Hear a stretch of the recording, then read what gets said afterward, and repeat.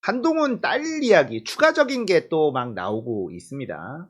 자, 한동훈 장녀 약탈적 학술지에 표절 논문 투고 또 확인. 외 조카도 같은 패턴이다. 이게 또 나왔어요. 한동훈 법무부 장관 후보자 장녀 알렉스 한이 또 다른 표절 논문을 약탈적 학술지에 발표된 것으로 확인이 됐어요. 뉴스타파가 보도한 약탈적 학술지 게재 논문 4편 이외에 새롭게 또 나왔다고 합니다. 근데 이 외사촌, 사촌 언니, 이 친구도 비슷한 방식으로 표절한 논문을 게재한 것으로 드러났다는 겁니다. 고1 재학 중에 철강산업 관련 논문을 약탈적 학술지에 게재했다. 고1 때 미술 전공하려는 알렉스 한이 철강산업 관련 논문을 학술지에 게재한다. 누가 봐도 이상하잖아요. 누가 봐도 이상하잖아. 고등학교 1학년 때인 2021년 2월 4차 산업과 한국철강산업의 미래.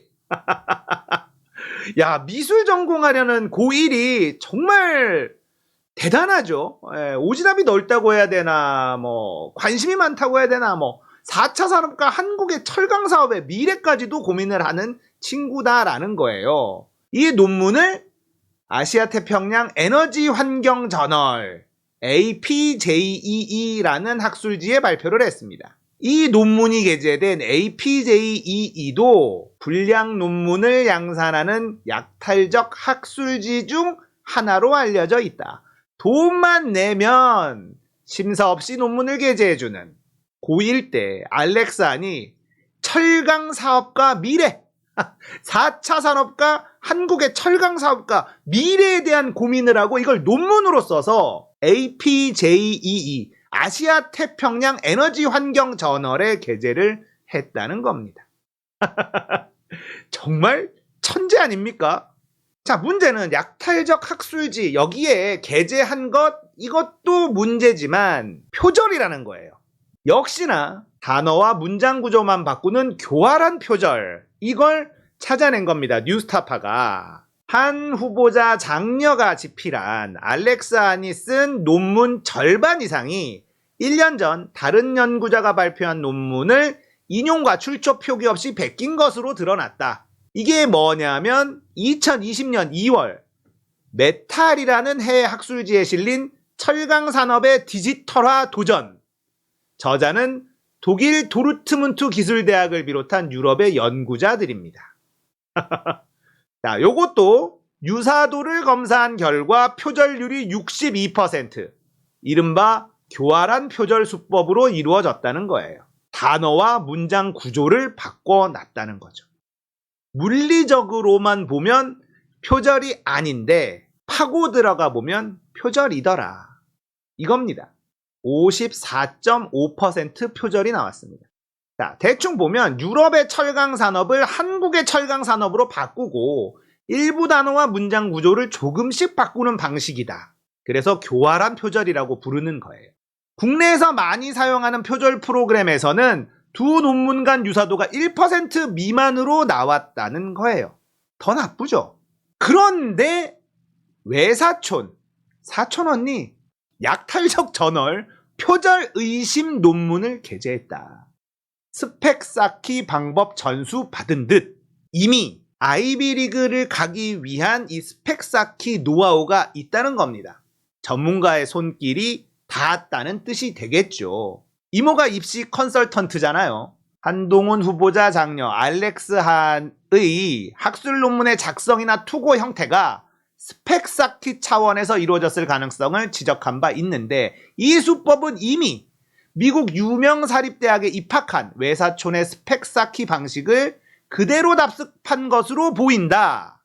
이미 펜실베니아 대학교 치과대학에 입학한 사촌 언니가 밟은 길을 그대로 따라가고 있다는 거예요. 자, 방금 전에 언급한 논문 여기에는 알렉스 한 말고 4명의 공저자가 있습니다. 그중 교신 저자는 알렉스 한의 외사촌. 그런데 한동훈의 조카의 또 다른 논문에서 한동훈의 장녀 알렉산의 논문에 확인되는 표절의 패턴이 그대로 반복된다.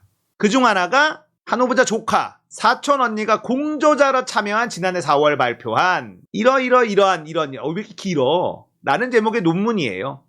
엔지니어링 인터내셔널이라는 해외 학술지에 발표를 했는데 이 논문은 코로나19 유행 이후 미국 캘리포니아 지역 자폐 스펙트럼 장애 환자의 행동 변화를 추적한 논문입니다.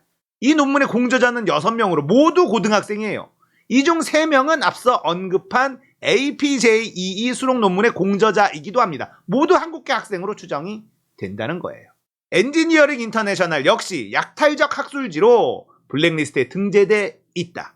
자, APJEE에 실린 논문처럼 엔지니어링 인터내셔널에 게재된 논문 역시 다른 연구자의 논문을 베낀 것으로 확인됐다. 사촌 언니의 논문도 표절이라는 뜻입니다. 2020년 11월 터키의 한 대학병원의 교수와 연구자들이 프론트 사이키아트리 여기에 게재한 논문인데 표절률이 76%.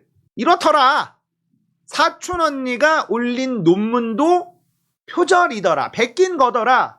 이걸 또 발견한 겁니다. 알렉스하는 유럽의 철강 산업에서 한국의 철강 산업으로 살짝 바꾼 걸로 표절 논문을 만들었는데 외조카 사촌 언니는 연구 주제 방법론 결론에 있어서는 터키 연구자의 논문을 짜깁기하고 표절했지만 연구 대상만 터키 대신 캘리포니아 지역 요렇게 바꾸어 놓았다는 겁니다. 표절하는 방식도 비슷하더라. 요것도 노하우가 있는 거더라. 이 얘기죠. 자, 이게 터키 병원 연구자들이 쓴 게 위에 거고 아래 게 사촌 언니, 알렉산의 사촌 언니, 한동훈의 조카가 쓴 논문이에요. 보시면 살짝 틀었죠. 근데 나머지는 똑같아. 끝부분도 똑같습니다. 이런 것들 똑같은데 살짝 틀어서 표절해서 비껴나가려고 한 흔적이라는 겁니다. 이게 한동훈의 조카 알렉스한의 사촌 언니 펜실베니아 대학교 치과대학에 이미 입학한 이 친구가 학술지에 올린 표절한 논문이라는 겁니다. 패턴이 똑같다. 공동으로 스펙 쌓기 하며 방법 전수한 듯. 자, 보세요. 사촌 언니는 표절한 논문을 약탈적 학술지에 게재함으로써 스펙을 쌓고 그 쌓아진 스펙으로 펜실베니아 대학교 유펜이라고 부르죠. 유펜 7회에 들어갔으니 이 얼마나 확실한 방법이겠습니까? 검증된 방식이라는 거죠. 이러니까 이 이모의 노하우, 입시 컨설턴트인 이 이모의 노하우가 대단한 거죠. 대단한 노하우를 가지고 있는 이모가 한동훈의 딸에게도 똑같은 공식을 적용시키고 있었다는 것 아니냐, 이런 의심이 드는 대목이라는 거예요. 패턴이 서로 유사합니다. 표절하는 것도 비슷하고 약탈적 학술지의 논문에 게재하는 것도 비슷하다는 거예요. 그리고 고등학생들끼리 진행할 수 있는 연구의 수준을 크게 넘어선 것으로 보이는 점도 비슷하다. 팬데믹 타임즈라는 인터넷 언론의 공동 창업자이기도 하다. 이 모든 점을 감안할 때 두 사람 모두 미국 명문 사립대학 진학을 목표로 스펙 쌓기 활동을 공동으로 진행하며 그 부모들, 한동훈 후보자의 아내와 그 언니를 통해 방법을 전수하고 받았을 가능성이 높다. 이런 이야기입니다. 이래놓고 한동훈은 뭐라고 얘기했느냐? 입시에 쓴 적이 없고 앞으로도 쓸 계획이 없다라고 했습니다. 너무 뻔뻔한 거 아닙니까? 그러니까 한동훈이 법꾸라지라고 하죠. 우병우도 그랬고 이 검사 출신들이 궁지에 몰렸을 때 쓰는 단어들을 보면요, 법정에 섰을 때 문제되지 않는 단어들만 씁니다.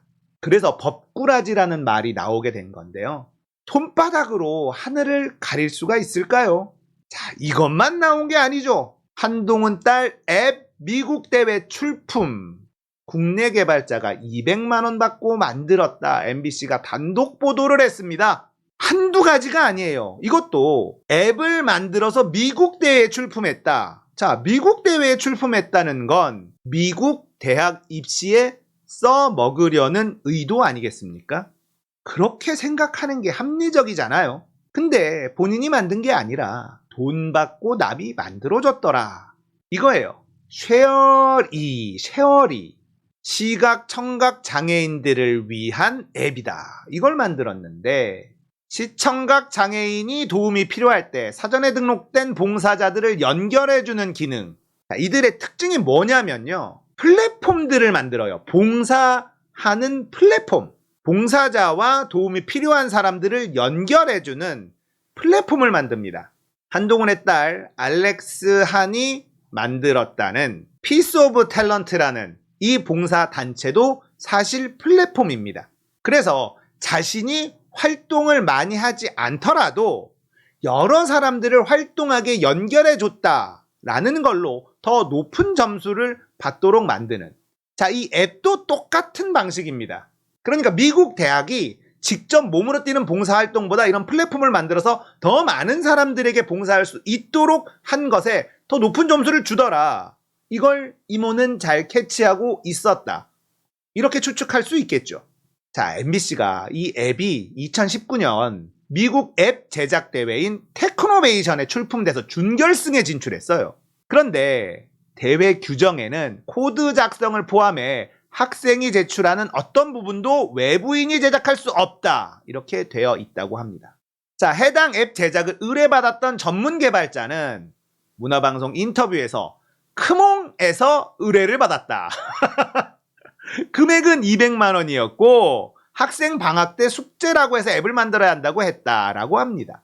의뢰인을 신원을 알 수 없는 중년의 여성이라고 했고 서울시 장애인 앱을 참고하라는 주문을 받았다. 전문가의 손길이 느껴지잖아요. 서울시에서 만든 장애인 앱이 있는데 요걸 참고해서 비슷한 거를 만들어 달라. 확실히 전문가가 있는 거예요.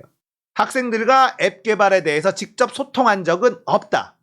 자, 이런 얘기가 나오자 한동훈은 뭐라 그랬냐면 자신의 딸은 아이디어 홍보 동영상 제작에 참여했고 앱 제작에는 관여하지 않았다. 그러니까 잘못이 없다. 앱 제작은 안 했고 아이디어도 내고 홍보도 하고 이런 파트를 맡은 거다.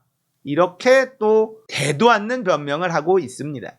앱 제작에 참여한 이모 진 씨의 두 딸, 한 후보자의 딸, 모두 미국에서 진 씨가 운영하는 것으로 알려진 온라인 매체 팬데믹 타임즈 소속인데다 봉사활동도 유사해서 스펙 공동체를 이룬 것이 아니냐는 의심을 받아왔다.